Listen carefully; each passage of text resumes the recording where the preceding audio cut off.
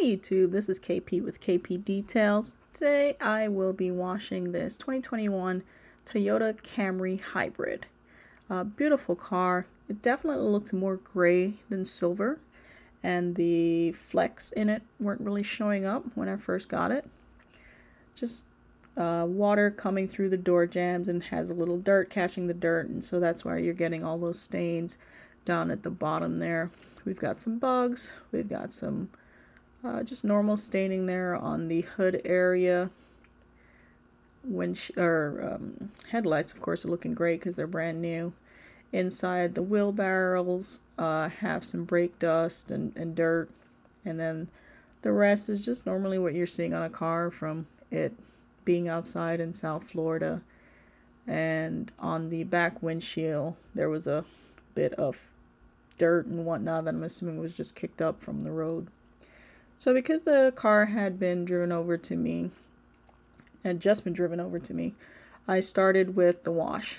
So I'm doing the pre-wash with the MTM Aqualine SGS35 with the built-in swivel. I switched over to that just so that I could avoid more kinks in the hose because I was getting quite a bit of that going on. And then I use a 40-degree tip. I can get pretty close to the car. I've tried it out on my skin, which is why I know if it's safe for paint, and it really is. The foam cannon that I'm using is the MATCC Foam Cannon 3. It's about $32 on Amazon. Bought it probably about 8 months ago now. Only problem with it is that if it tips over, it is going to leak from the top. So just be careful of that. I definitely come back to it sometimes during the middle of a wash and all of my solution is gone. Speaking of solutions, I'm using the Extreme Solutions Extreme Suds, and I'm getting pretty decent results from it, but I still have to go over more areas on a car than I'd like to. And so I'm going to try the Car Pro Reset for my daily once this 1 gallon container is up. I'm cleaning out the area where the gas tank is because you get a lot of grime that builds up in there, and people typically don't wash that area, especially if you're running it through a car wash or something like that. I'm doing it with the Car Pro detail brush. I'm also going around where that PPF is and the door handles, around the trims with the rubber because you get dirt that's stuck in there. And now that I've been washing some older vehicles that don't typically get hand washed, I've noticed that it's really important to get in those areas, or else in a couple of years you're not actually going to be able to get the dirt out if you want to protect the car with coating or something like that. And same thing, I think that's the hybrid symbol up the top. Make sure to get in there with the detail brush, get out so that the dirt and the grime doesn't actually stick to the paint. And when it comes time to coating it, you're just not going to be able to do it. I do put the tip back on, and one thing I started doing is I make sure to check it every time, so I try to pull it off, because every once in a while it's that quick connect doesn't quite connect like it should, and it pops off. So this is what I was talking about with the soap. I had to go back, and even just the hood itself still had, and it wasn't bugs, but it still had some leftover stains on it from the contact wash.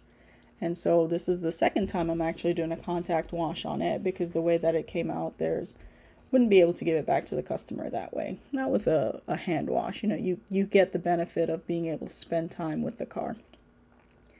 I don't use a 2-bucket method. I use 1 bucket, but I only use the wash media on that one panel. So I'm using it on the hood and the front, and then it goes away, and then I start with a new one. So typically I'll go through 4 or 5 wash mitts through a cycle.